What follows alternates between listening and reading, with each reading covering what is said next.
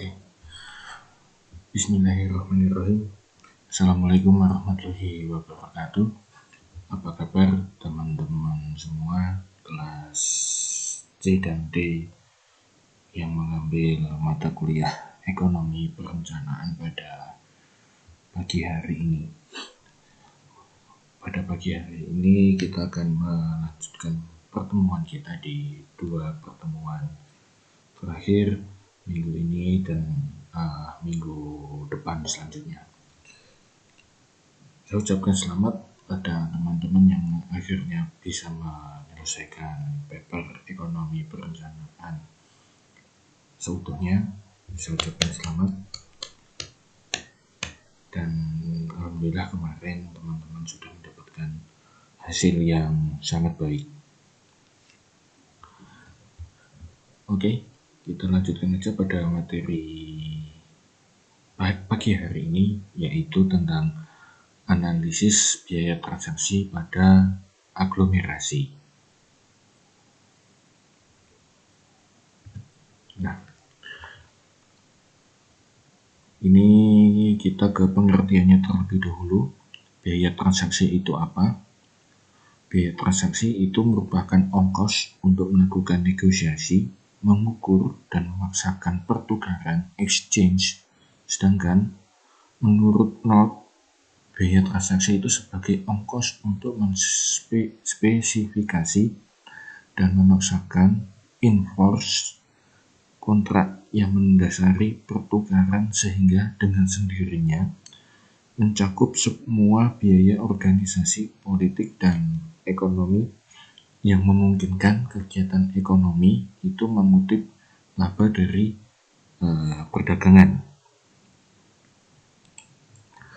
Secara spesifik, biaya transaksi pasar atau market transaction cost bisa dikelompokkan sebagai lebih rinci ya. Saya bagi menjadi 3, yaitu adanya biaya menyiapkan kontrak. Secara sempit bisa diartikan sebagai biaya pencarian, searching, dan informasi.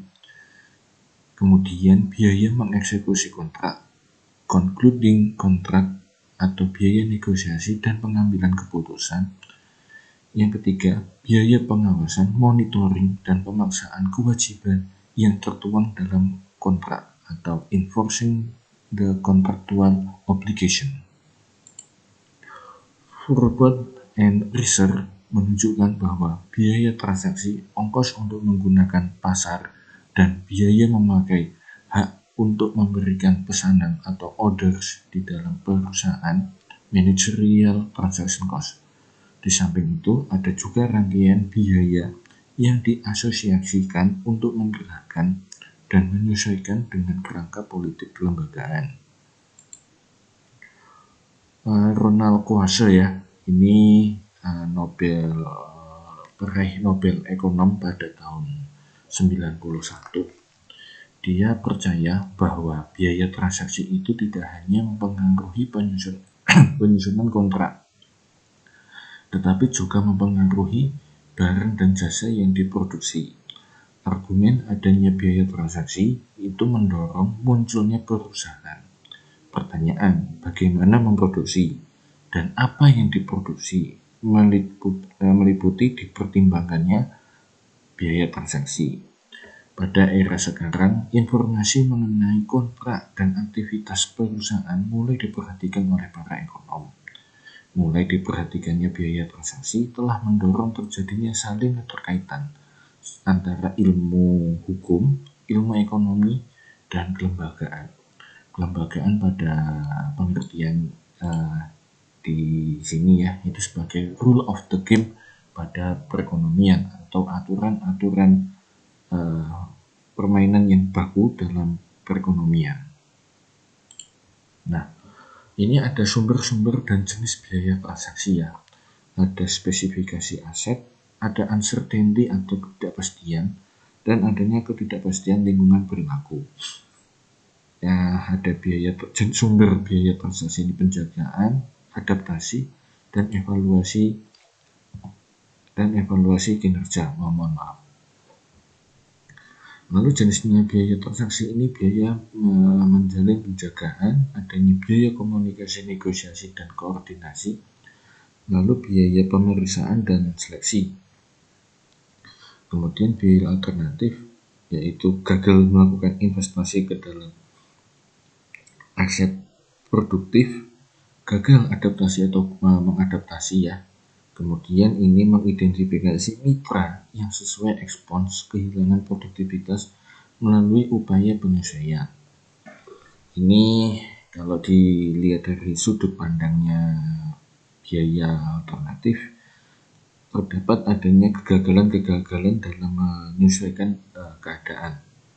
Tetapi di jenisnya sendiri ini adanya macam-macamnya biaya ya, ada biaya menjalin penjagaan, ada biaya komunikasi, negosiasi, dan koordinasi, kemudian ada biaya pemeriksaan dan seleksi atau XN. Nah, ini faktor-faktor yang menentukan besarnya biaya transaksi menjadi penting. Ada what, who, dan how. What, the identity of bundle of price, atau hak-hak atau komoditas, memiliki banyak atribut yang nilai pengukuran, kebijakan, dan pemaksaannya itu beragam dari satu jenis dan tipe yang lain.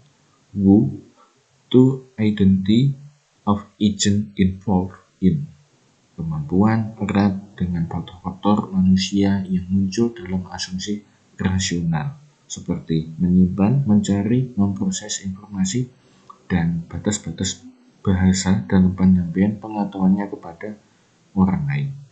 How, the institution, technical, and social governing the exchange, and how to organize the exchange. Dalam hal ini, suatu pasar itu diasumsikan sebagai rule of the game atau kelembagaan di suatu institusi untuk memfasilitasi proses pertukaran.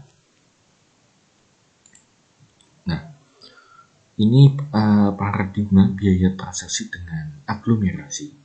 McCain ini mencoba menawarkan suatu teori aglomerasi modern berdasarkan atas analisis biaya transaksi atau saya singkat sebagai ABT.